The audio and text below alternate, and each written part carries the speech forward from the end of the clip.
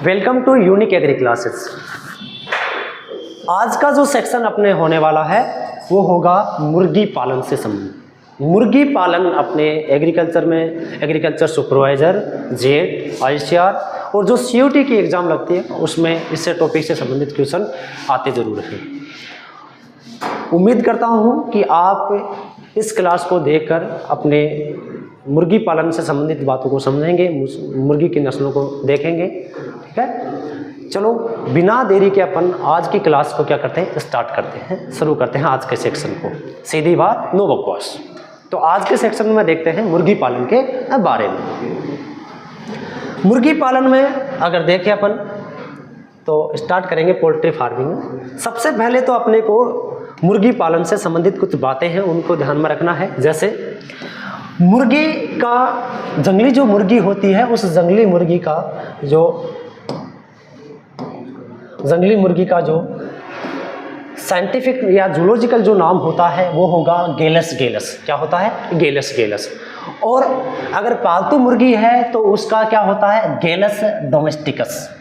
यानी पालतू मुर्गी जो होती है उसको बोला जाता है गेलस डोमेस्टिकस, और जो जंगली मुर्गी होती है उसको बोला जाता है गेलस गेलस। यानी गेलस गेलस से गेलस डोमेस्टिकस बना है। डोमेस्टिकस का अर्थ ये होता है कि अपन कोई जंगली प्रजाति को लाकर उसका पालने का काम करने, तो वो डोमेस्टिकेशन होगा। इसका कुल होता है फेसियोनिडी होता है, और इसमें गुणसूत्र यानी क्रोमोसोम जो संख्या पाई जाती है वो कितनी पाई जाती है? 78 पाई जाती है। यानी मुर्गी में गुणसूत्रों की संख्या कितनी होती है? 78 होती है। मुर्गी का अगर बात करें, केंद्रीय पक्षी अनुसंधान जो संस्थान ये इज्जत नगर यूपी में स्थित है, जिसकी स्थापना 1979 में स्टार्ट हुई थी। 1979 में किसकी? केंद्रीय मुर्गी अनुसंधान संस्था की क्या की थी? स्थापना हुई थी। मुर्गी प्रजनन जो केंद्र फार्म है वो कहाँ पर स्थित है? अपना मुंबई में स्थित है। ठीक है। भारत में सर्वाधिक जो मुर्गियों की संख्या है वो कहाँ पर है? तेलंगाना में है। और राजस्थान की बात करें तो राजस्थान में सर्वाधिक मुर्गियां जो होती हैं वो कहाँ है? अजमेर। अब इसके साथ में ये भी ध्यान रखना, अगर आपसे पूछे कि अंडा उत्पादन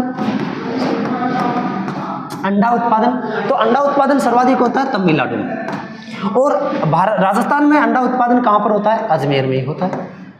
ठीक है।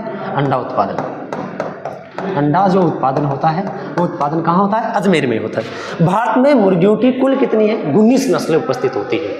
कितनी होती हैं? 19 नस्लें होती हैं। उम्मीद करता हूँ शायद ये सेक्शन, ये स्लाइड आपके अच्छे से समझ में आई होगी। ठीक है।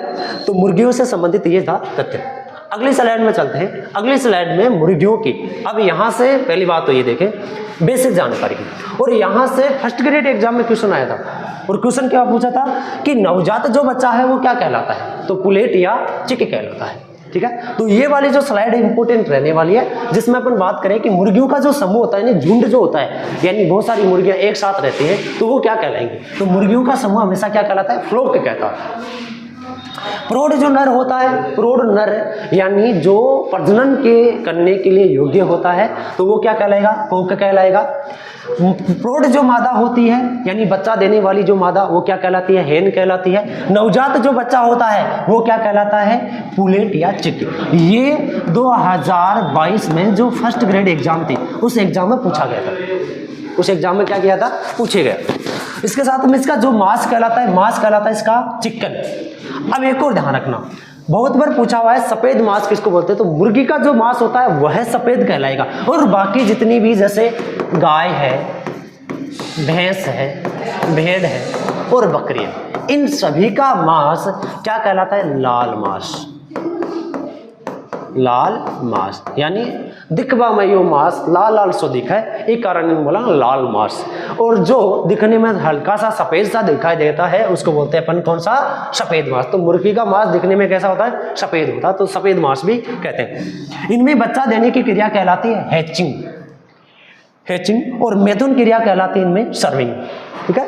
तो इस स्लाइड ये बहुत ही इंपॉर्टेंट स्लाइड है। ये आपके jet, ICR, BHU in exam में बहुत बार इस स्लाइड से बहुत बार क्वेश्चन पूछे हुए हैं। ठीक है, चलते हैं अगली स्लाइड में। अगली स्लाइड में उसके शारीरिक के बारे में या शरीर के बारे में कि गति कैसे करती है, कितनी बार करती है, उनके बारे में।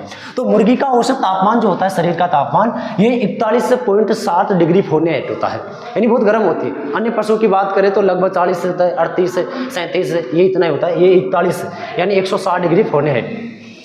इसकी नाड़ी गति की बात करें प्रति मिनट, वो तो ये भी 200 से 400 बार। ये क्वेश्चन भी सेम ऐसा कैसा 2022 में जो फर्स्ट ग्रेड के एग्जाम है, यानी जो कृषि व्याख्याता की जो एग्जाम थी, उस एग्जाम में डायरेक्ट ऐसा कैसा क्वेश्चन पूछा गया था कि मुर्गी में जो नाड़ी दर गति होती है वो कितनी होती है, तो 200 से लेकर 400 तक होती है। श्वसन गति यानी 1 मिनट में वो मुर्गी कितनी बार सांस लेती है, तो 15 से 30 बार। अब मुर्गी में देखें, अन्य पशुओं जैसे गाय, भैंस, भेड़, बकरी, इनमें देखें तो उनकी अपेक्षा मुर्गी में तापमान भी ज़्यादा होता है, नाड़ी गति भी ज़्यादा होती है और श्वसन गति भी क्या होती है, अधिक होती है। जबकि छोटा पशु है, यानी पशु का आकार जैसे बड़ा रहेगा तो वो श्वसन गति, नाड़ी दर गति और तापमान उतना ही क्या रहता है, उसमें कम रहता है। और जैसे जैसे पशु का आकार छोटा होता जाता है वैसे वैसे उसमें क्या बढ़ता जाता है, तापमान बढ़ता जाता है। इसको अगर इस ट्रिक से भी आप ध्यान रख सकते हो। अगला गर्भकाल। अब गर्भकाल इसमें होता नहीं है, इसमें यह होता है कि अंडा होता है, उस अंडे से जो बच्चा होता है वो बच्चा बाहर कितने दिन में निकलता है। तो अंडे से बच्चा बाहर निकलना वो 21 दिन में निकलता है, यानी चूजा बाहर निकलता है। और निकलने की जो क्रिया है वो कहलाती है हैचिंग। क्या कहलाती है, हैचिंग कहलाती है, ये भी ध्यान रखना। बंध्याकर्त इसका नर होता है, वो क्या कहलाता है, कैपन कहलाता है। और प्रथम बार प्रजनन की आयु, यानी मुर्गी प्रथम बार बच्चा कब देना प्रारंभ करती है, तो वो लगभग 5 से 6 माह बाद में अंडा देना क्या कर देती है, प्रारंभ कर देती है। ठीक है, तो इस स्लाइड को आप ढंग से याद रखना। यानी तापमान 141.7 डिग्री फ़ारेनहाइट, नाड़ी गति लगभग 200 से 400 बार और श्वसन गति 1 मिनट में लगभग 15 से 30 बार होती है। आगे अगली स्लाइड में देखें तो अगली स्लाइड में अपन बात करेंगे कि अंडे के बारे में पढ़ेंगे, यानी जो मुर्गी का जो अंडा होता है उस अंडे का बाहर कितना होता है। सबसे पहले उसका बाहर, अंडे का बाहर, ठीक है, अंडे का बाहर। तो ध्यान रखना अंडे का भार होता है लगभग 58 ग्राम। कितना होता है, 58 ग्राम होता है। ठीक है, और वैसे बात करें फिक्स पूछे तो 57.7 ग्राम, यानी मुर्गी का एक अंडा होता है ना जो सफेद मार्केट में मिलता है, ठीक है, वो उस अंडे का अगर देखें, यानी देसी अंडे की बात नहीं कर रहे, जो नॉर्मल अंडे जो खाने के लिए उपयोग में लेते हैं, उस अंडे का वजन होता है 58 ग्राम। और फिक्स पूछे आपसे कि एक्यूरेट कितना होगा, तो वो होगा 57.7 ग्राम होता है मुर्गी के अंडे का वजन। ठीक है, अब उस अंडे में पीलापन किसके कारण होता है, तो पीलापन मुर्गी के अंडे में अंदर की तरफ जो पीलापन होता है वो जेंथ्रोफिल के कारण होता है। किसके कारण होगा, जेंथ्रोफिल वर्णक के कारण होता है।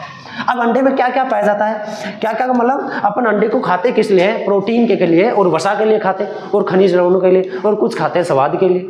ठीक है, कहीं स्वाद के लिए भी खाते हैं। जबकि अगर बात करें कि वसा और प्रोटीन, तो वसा और प्रोटीन तो अगर शाकाहारी व्यक्ति है तो जो दाल होती है दालों में भी बहुत ज़्यादा पाई जाती है। ठीक है, परंतु अपने को तो पढ़ने से मतलब है, तो अपन बात करेंगे कि अंडे में जो है पानी की मात्रा कितनी होती है, तो पानी की मात्रा सबसे ज़्यादा होती है। कितनी होती है, लगभग 66.5% उसमें पानी पाया जाता है। उसमें वसा, ठीक है, जिसके नाम से लोग खाते हैं, तो वसा इसमें कितनी होती है, 11% होती है। इसमें प्रोटीन, ठीक है, प्रोटीन कितनी होती है उसमें, 11.8%। और खनिज जो लवण होते हैं वो कितने पाए जाते हैं, 10.7%। ये ध्यान रखना, ये चीजें अपन ने पूछी है किससे, प्रतिशत में पूछिए, किसमें पूछिए, प्रतिशत में। यानी अंडे में पाए जाने वाले अवयव किसमें है, प्रतिशत में। आगे प्रतिशत में नहीं पूछने वाला, आगे पूछेगा बाहर में, इसमें पूछेगा बाहर में पूछेगा, तो वो भी अपने को अच्छे से ध्यान में रखना है। अगला देखो, अगला है कि अंडा जो होता है, अंडे में श्वेतक, जर्दी और कवच, यानी अंडे में श्वेतक, जर्दी और कवच कितनी प्रतिशत क्या क्या पाया जाता है। यानी उदाहरण के तौर पे आपको बताऊं कि जो अंडा होता है वो किस तरह का हो। ठीक है, ये मान लो अंडा था, ठीक है, उस अंडे के अंदर बीच वाला भाग ये होता है पीला, ये कैसा होता है, पीला। ठीक है, और बाकी जो भाग होता है ये वाला रहता है सफेद, ये कैसा होता है, सफेद होता है। तो सबसे ऊपरी भाग होता है उसको बोला जाता है कवच। क्या बोला जाएगा इसको, कवच बोला जाएगा। एक मिनट दोबारा बनाता हूं मैं। सबसे ऊपर की तरफ होता है अंडा, ठीक है, अंडे के बीच ही बीच में पाया जाता है जर्दी, ठीक है। और जो यहाँ पर सफेद वाला भाग ये कहलाता है श्वेतक, ये क्या कहलाता है? श्वेतक कहलाता है। अब देखो इसको ढंग से, यानी ऊपरी ऊपर वाला भाग क्या कहलाता है? कवच। अब कवच अंडे का कितना प्रतिशत होता है? ठीक है, अगर प्रतिशत में पूछे तो उसका कोई वो नहीं है, अगर वजन में पूछता तो अपन बोलते हैं 6 ग्राम होता है। ठीक है, तो वैसे कवच होता है कितना? सॉरी 11%। कितना होगा? 11% होगा। वजन में पूछता तो कितना? 6 ग्राम। वजन में पूछता तो कितना? 6 ग्राम। ठीक है। दूसरा जो सफेद वाला जो भाग है उसको बोला जाता है श्वेतक। तो श्वेतक कितना प्रतिशत पाया जाता है? 58% पाया जाता है। अगर वजन में पूछे तो लगभग 34 ग्राम के लमसम। तीसरा होता है पीले वाला भाग। पीले वाले भाग को बोला जाता है जर्दी, और जर्दी होती है ये लगभग कितनी प्रतिशत पाई जाती है? 31% पाई जाती है कुल अंडे का। अगर इस तरह से नहीं पूछे, आपसे केवल भार में पूछ ले, मैं कह रहा हूं यहां पर प्रतिशत में पूछा गया है, वो प्रतिशत में न पूछ के भार में पूछ ले तो भार में देख लो अगली स्लाइड में।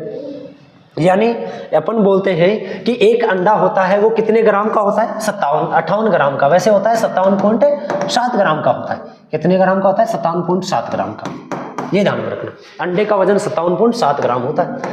अब वो 57 ग्राम में क्या क्या उसमें उपस्थित है, 58 ग्राम में क्या क्या उपस्थित होता है? ये होता है इसमें लगभग कितना?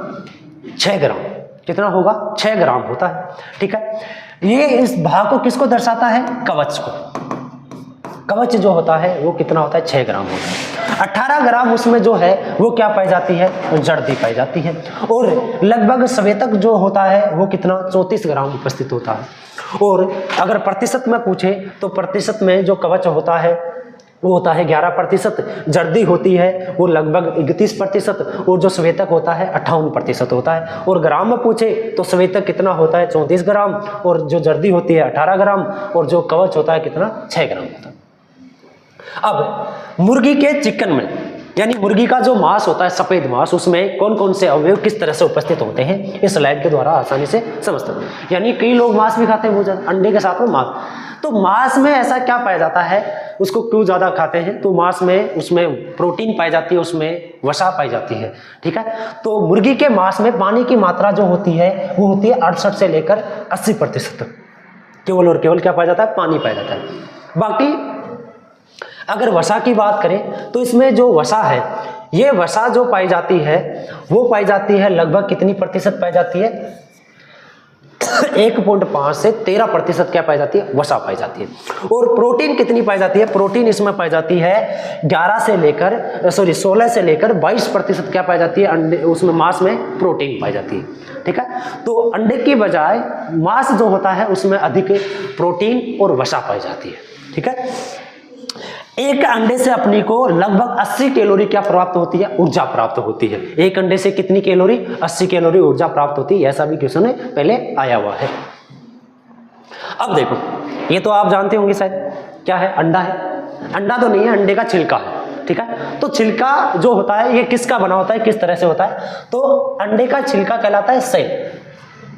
अंडे का जो छिलका होता है वो 94% कैल्शियम कार्बोनेट का बना होता है। यानी ये वाला भाग जो होता है 94%, ये वेरी वेरी मोस्ट इंपोर्टेंट है। ठीक है, कि 94% जो है वो जो कवच होता है वो कैल्शियम कार्बोनेट का बना होता है। इसके ऊपर छोटे छोटे रंध्र होते हैं, छिद्र होते हैं गोल, और वो छिद्र होते हैं लगभग 600 से लेकर 800 तक छिद्र पाए जाते हैं। अब ये छिद्र करेंगे क्या? कि भाई क्यों होते हैं छिद्र? हमने तो नहीं देखे, बहुत बारीक होते हैं, रंध्र टाइप के होते हैं। ये क्या करते हैं? अंदर जो घूर्णन होता है उस घूर्णन को आयु जो हवा होती है बाहर का, उधर उसके लिए क्या करते हैं? आदान प्रदान करने का कार्य करता है ये। ठीक है, और इसके साथ में अंडे के आंतरिक भागों की ये क्या करता है? सुरक्षा। ये जो कवच होता है ये अंदर जो भी श्वेतक और जर्दी होता है उसकी सुरक्षा करने का भी क्या करता है? कार्य करता है। तो अंडे से छिलके से संबंधित 3 क्वेश्चन या कवच से संबंधित, पहले तो कवच जो होता है कैल्शियम कार्बोनेट का बना होता है 94%। दूसरा, इस पर रंध्र पाए जाते हैं, गोल छिद्र पाए जाते हैं लगभग 600 से 800।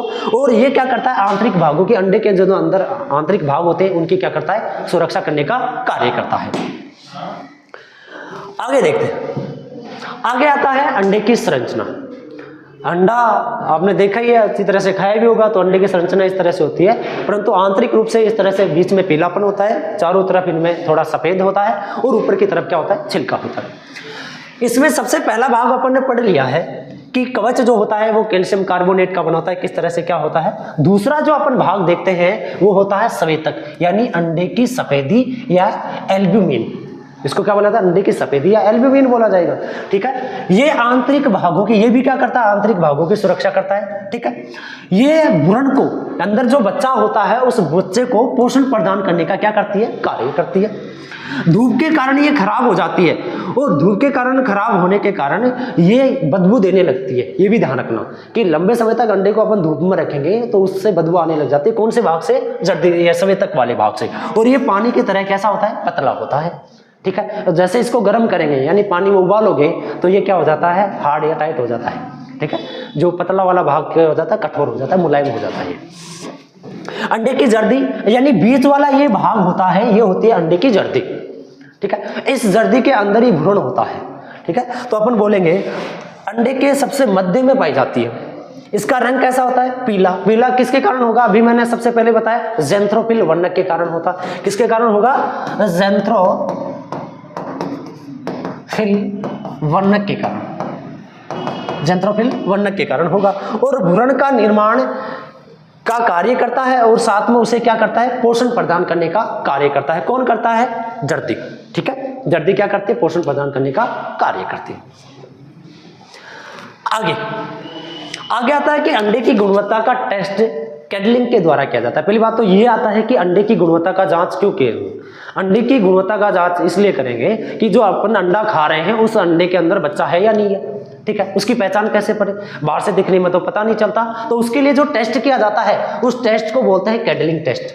कौन सा बोलते हैं, कैडलिंग। ये ध्यान में रखना, यानी आपको इससे टेस्ट ये पता चल जाएगा कि इस अंडे के अंदर बच्चा है या नहीं है। अगर नहीं है तो खा लेंगे, और है तो उस बच्चे को बड़ा करके फिर बड़ा करके उसको बाद में खा लेंगे, ठीक है। परंतु काम तो करने के, खाएंगे, खाने का ही किया जाएगा। तो अंडे में गुणवत्ता के लिए कौन सा, कैडलिंग टेस्ट। अब कैडलिंग टेस्ट किस तरह से करेंगे, कैडलिंग टेस्ट ये एक खोखला होता है और इसके नीचे की यहाँ पर, यानी मैं आपको वैसे समझा दूं, ये एक इस तरह से खोखली संरचना होती है। इस खोखली संरचना में यहाँ पर अपन क्या करेंगे, बल्ब लगा देंगे, ठीक है। ये क्या कर देंगे, बल्ब लगा देंगे। जैसे ये खोखली संरचना, नीचे की तरफ क्या है, इसमें बल्ब है। और बल्ब लगाने के बाद ऊपर की तरफ यहाँ रख देंगे अंडा, जैसे ये रखा हुआ अंडा, ठीक है। अगर अंडे में अपने को इस तरह के काला लाल या अंदर से काला सा पदार्थ दिखाई दे रहा है तो अपन बोलेंगे अंडा कैसा है, निषेचित अंडा, यानी अंडा कैसा है, उर्वर। और इस तरह के अंडे को क्या बोलते हैं, जर्म डिस्क। ये इंपॉर्टेंट बात है कि जिस अंडे के अंदर भ्रूण होता है, बच्चा होता है, उसको बोलते हैं उर्वर अंडा, निषेचित अंडा, और उसको बोला जाता है जर्म डिस्क, ठीक। और कई बार अपन अंडे को रखते हैं, लाइट जलाने के बाद में अंडा अपने को बिल्कुल सफेद दिखाई देता है, इस तरह का दिखाई देता है, यानी इसके अंदर भ्रूण का विकास नहीं हो रहा है, साफ साफ दिखाई दे देगा। अगर काला पीला कुछ दिखाई दे रहा है तो भ्रूण है, और काला पीला नहीं है तो भ्रूण नहीं है। उसको बोलेंगे अनिषेचित अंडा, यानी अउर्वर, और उसको बोला जाता है जर्म स्पॉट। स्पॉट यानी फुट जा, ठीक है, यानी फोड़ काम में लेवा, उसको बोलते हैं जर्म स्पॉट। आप ऐसे समझ लेना, जर्म डिस्क और जर्म स्पॉट आए तो कैसे याद करो कि जर्म स्पॉट यानी फोड़ांगा, और फोड़ांगा कौन सा अंडा है, जगह में बच्चे नहीं हुए, ठीक है, उस तरह से। और जर्म डिस्क वाले में बच्चा होगा, उसको बोलेंगे उर्वर अंडा। तो इस तरह से उनको याद, तो ये ध्यान रखना, ये कौन सा, कैडलिंग टेस्ट के द्वारा किया जाएगा। मेरे हिसाब से आपके इस डायग्राम के द्वारा आपको अंडे की गुणवत्ता के जांच के बारे में अच्छे से समझ में आ गया होगा। चलते हैं नेक्स्ट स्लाइड पर। अब आता है इंक्यूबेशन। इंक्यूबेशन यानी अंडा सेबो। अंडा सेबो यानी अंडा से बच्चों बाहर ना आबो। अब ऐसे कभी नहीं आता, अपन घर पे भी कई बार देखते हैं कि वो क्या होती है, चिड़िया अंडा दे जाती है और वो तो चली जाती है, और उसके बाद में क्या होता है, वो अंडे से बच्चा बाहर ही नहीं निकलता। तो उसका इस कारण नहीं निकलता क्योंकि वो सेने का कार्य नहीं हुआ उसमें, ठीक है, इंक्यूबेशन का कार्य नहीं हुआ। जब तक इंक्यूबेशन का कार्य नहीं होगा तब तक वो उस अंडे से बच्चा बाहर नहीं निकलेगा, यानी उसको उचित मात्रा में तापमान दिया जाता है, और वो तापमान जो मादा होती है अपने शरीर का तापमान देकर अंडे से चूजे को बाहर निकालने का काम करती है, ठीक है। तो इंक्यूबेशन में यानी अंडे से चूजे बाहर निकलने की क्रिया क्या कहलाती है, इंक्यूबेशन कहलाती है। और वैसे कहलाते हैं हैचिंग। क्या कहलाती है, हैचिंग। और अंडे से चूजा कितने दिन में निकलता है, 21 दिन में। ये भी अपन ने पढ़ लिया, कितने दिन में निकलेगा, 21 दिन में निकलेगा। मुर्गियों में अंडे से चूजा कितने दिन में निकलता है, तो यहां पर अपन ने देखा कि अंडे से चूजा बाहर निकलने की क्रिया क्या कहलाएगी, हैचिंग, ठीक है।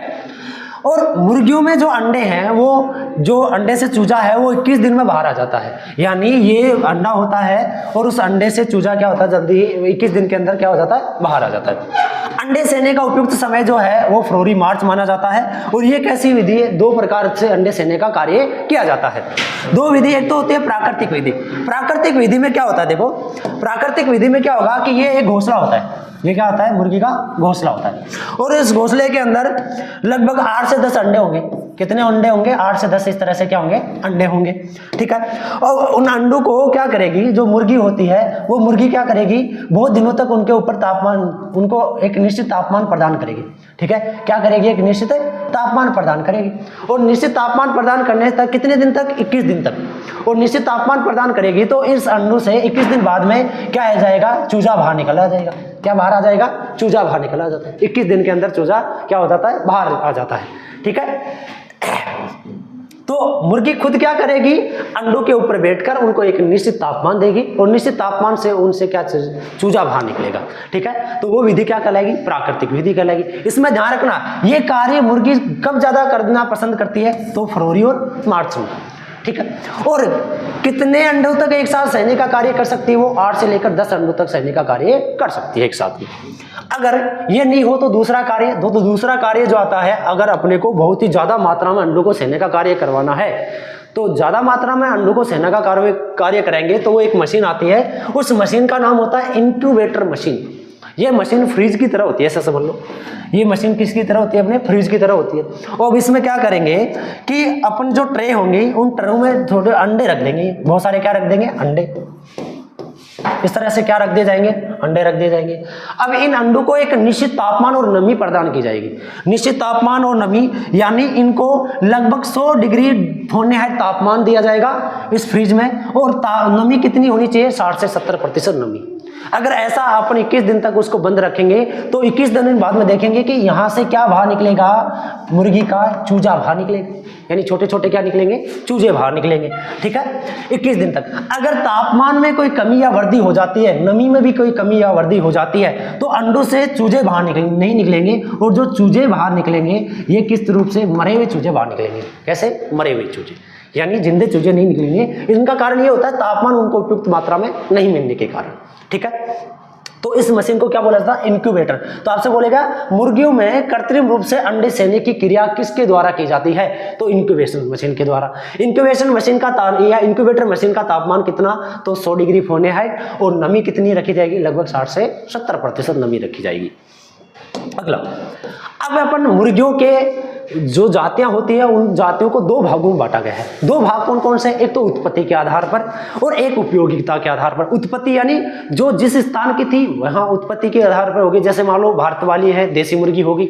अब देसी मुर्गी में अपनी कौन सी आती है, जैसे घाघस आती है, कड़कनाथ आती है, चितगोंगा आती है, ठीक है, असील आती है। तो ये अपनी कौन सी आ गई, देसी मुर्गियों में आ गई। देसी मुर्गियों को इंडिजिनस ब्रीड के नाम से जाने जाएंगे, ठीक है। तो देखो इधर अपन क्या करेंगे, उपयोगिता क्या, एक तो उत्पत्ति के आधार पर होगा, एक उपयोगिता के आधार पर होगा। उत्पत्ति के आधार पर देसी या भारतीय मुर्गी होती है जिनको बोलते हैं इंडोजिनस ब्रीड। असील होती है, जैसे घाघस, चितगोंगा होती है, घाघस होती है और कड़कनाथ होती है। इनकी डिटेल जो है आगे स्लाइड में जरूर आएगी, ठीक है। कौन सी लड़ाई के लिए होती है, कौन से काले मांस के लिए होती है, तो आगे स्लाइड में अपन आराम से देख लेंगे। लड़ाई का मतलब मनोरंजन के लिए, ठीक है। दूसरी आती है एशियाई नस्लें, एशियाटिक ब्रीड्स, यानी एशिया के क्षेत्र में पाई जाने वाली मुर्गियों की नस्लें। तो वो कौन सी आती है, बर्मा, कोचिन और लेक्सन। कौन कौन सी आती है, बर्मा, कोचिन और लेक्सन। ये एशियाई नस्ल या एशियाई मुर्गी मानी जाती है। आगे अपन देखते हैं और कौन सी होती है।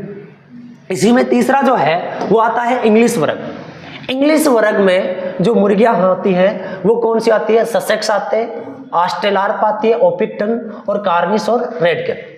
कहते हैं कि कार्निश का जो मांस होता है वो स्वादिष्ट होता है, खाने में बहुत बढ़िया है, मजा आएगा खाने में, ठीक है। और अगली होती है अमेरिकन वर्ग की। अमेरिकन वर्ग में कौन सी आती है, वाइनडाट आती है, रोड आइलैंड रेड आती है, न्यू हैम्पशायर आती है और फ्लाईमाउथ रोक आती है। फ्लाईमाउथ रोक जो होती है और ये न्यू हैम्पशायर, इनका भी मांस थोड़ा स्वादिष्ट माना जाता है, ठीक है। भूमध्य सागरीय वर्ग की, भूमध्य सागरीय यानी मेडिटेरियन ब्रीड्स। अब मेडिटेरियन ब्रीड्स में कौन से आते हैं, leg horn, blue, adrenal, vision और एनकोआ और इसके साथ में मिनोरक्का, ठीक है। अगले आती है पोलिश वर्ग। पोलिश वर्ग में एक ही मुर्गी आती है, वो आती है पोलिश, तो उसका उत्पत्ति स्थान कहाँ होगा? पोलिश ही होगा। दूसरा वर्गीकरण अपन देखते हैं, वो आता है उपयोगिता के आधार पर। उपयोगिता के आधार पर अगर देखें तो उपयोग यानी आप मांस के लिए पाला हाँ, या फिर आप अंडा के लिए पाला हाँ, या अंडे देने वाली मुर्गी या मांस के लिए जो खाई जाने वाली मुर्गियां, उन वो हो गया उसका उपयोगिता के आधार पर। उपयोगिता के आधार पर ये 3 प्रकार की होगी। पहला प्रकार जो होता है अंडा देने वाली मुर्गी, यानी एग प्रोडक्शन ब्रीड्स। अंडा देने वाली मुर्गी एनकोवा, व्हाइट लेगहॉर्न और मिनोरक्का। आपसे बोले इन तीनों में सर्वाधिक, तो आमदेवल व्हाइट लेगहॉर्न अंडे लगभग 260 अंडे देती है, 260 से लेकर 300 तक अंडे देती है ये, ठीक है, सबसे ज्यादा अंडा देने वाली मुर्गी। दूसरी होती है मांस के लिए। मांस के लिए लेक्सन, बर्मा, असील और ससेक्स, ठीक है। बहुउद्देश्य, दोनों उद्देश्य के लिए, तो दोनों उद्देश्य के लिए रोड आइलैंड रेड है, न्यू हैम्पशायर है, प्लाईमाउथ रोक है और ऑस्ट्रेलार्प है। ये मुर्गियों का जो वर्गीकरण था ये था उपयोगिता के आधार पर। उपयोगिता के आधार पर यानी अंडा उत्पादन के लिए, मांस उत्पादन के लिए और अंडा और मांस दोनों के लिए होगी वो बहुउद्देश्य होगी। अंडे के लिए अंडे के लिए होगी तो वो एक प्रोडक्शन वाली होगी, और मांस के लिए क्या होगी? मीट प्रोडक्शन वाली होगी, ठीक है। तो आज की क्लास को यही खत्म करते हैं। आगे इसी क्लास को आगे अगला जो सेक्शन आएगा अपना, ठीक है, बी पार्ट आएगा, उसमें आपको देखने मिलेगी। आपको ये क्लास कैसी लगी? अगर आपको ये क्लास अच्छी लगी तो आप इस क्लास को अपने दोस्तों के साथ भी शेयर करें, और आप भी अगर आपको अच्छी लगी है तो लाइक और सब्सक्राइब करें, ठीक है। जय हिंद, जय भारत।